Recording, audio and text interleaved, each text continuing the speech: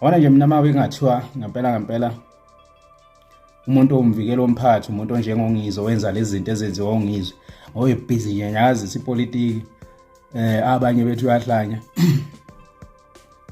ayi bengiyothi cha simdinga impela umuntu omvikela omphakathi but ngoba kukhona umuntu okuthiwa umvikela omphakathi singaboni ukuthi uzivikela nini makunjani angiboni ukuthi siyamdinga umuntu esimdingayo sidinga ungizwe ukuthi abe umvikela omphakathi ngoba vele umkhulumeli wethu thina abantu abangathathi abanganama conflicts ngoba ehlezesho uyizwi labantu aba marginalized ukuthi noma ngabe bakhulumile izwi labo ngelizwakala.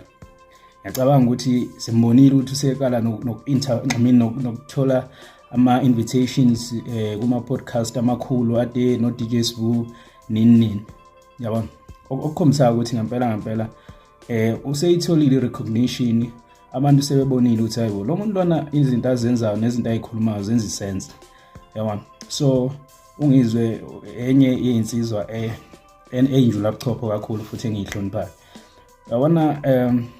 Bathi ngelinye ilanga last year ngibona le video enye video ngisazi kwakwenze njani but ngakhomenta ngathi yazi ungizwe omunye abantu engimthandazela ukudlula mina ukuthi one day uNkulunkulu amphakamise kuzizitha nabantu abahlekisa ngayo beyojaba and I guess manje siyaqala yaphenduleka imithandazo yami yabona.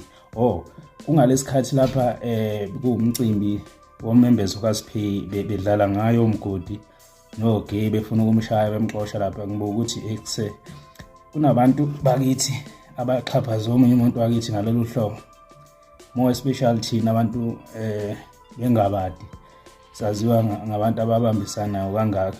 So yangiphatha kabi le nto leyana ngahlezi ngithi ngiyamfisa uNkulunkulu ungizwe impilo yakhe ayiqondisa amphakamise yabona. So kunento ayenze lana kade beyohlawulela umthandeni uyabona nje mina nawe siyijene ukuthi sihlakaniphile asikubonanga nje ukuthi lento yenziwa umthandeni ukugeja futhi ukusebenzisa amandla odumo ngendlela okungeyona yabona. Ungizwe ukwazi ukuyibona wazobonisa nomasheshisa wayibona futhi le nto ukuthi lana senzi khona yabona.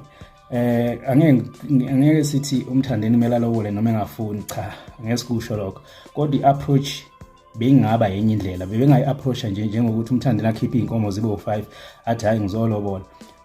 In that case vele ubesene-access enganeni yakhe ngoba useyikhiphile inkomo eziwu5 without being specific ukuthi ngizolobola ingane yabona.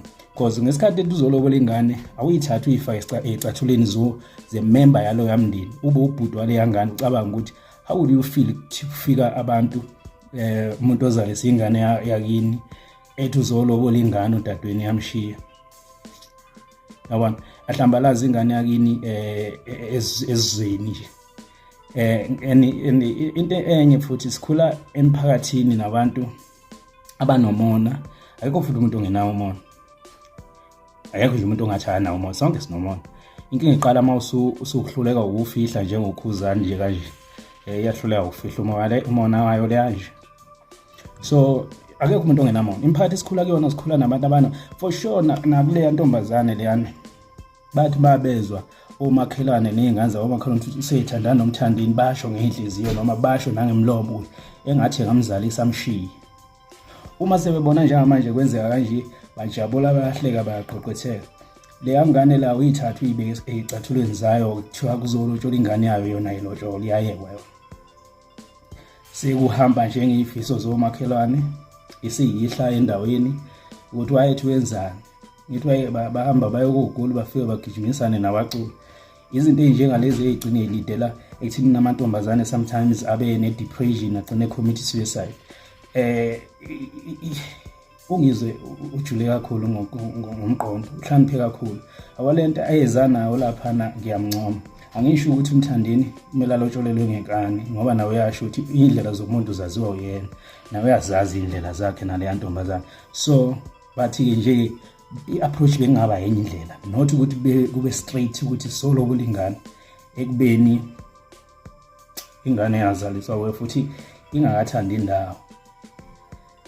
Bekungaba nje ukuthi sizolobola without being specific ukuthi solobola ingane then automatically vele ngoba usuyikhiphile inkomo eziwu5 or eziwu4 ingane vele siyibhilonga kubo noma usungayeka ukuqhubeka namalobolo. So ngiyithandile indlela umfowethu Mchunu enze ngayo, ngiyamsalutha. Njengoba ngisho nje uthi umvikeli womphakathi, laphana ngibone edlala indima yokuvikela loya mndeni loya.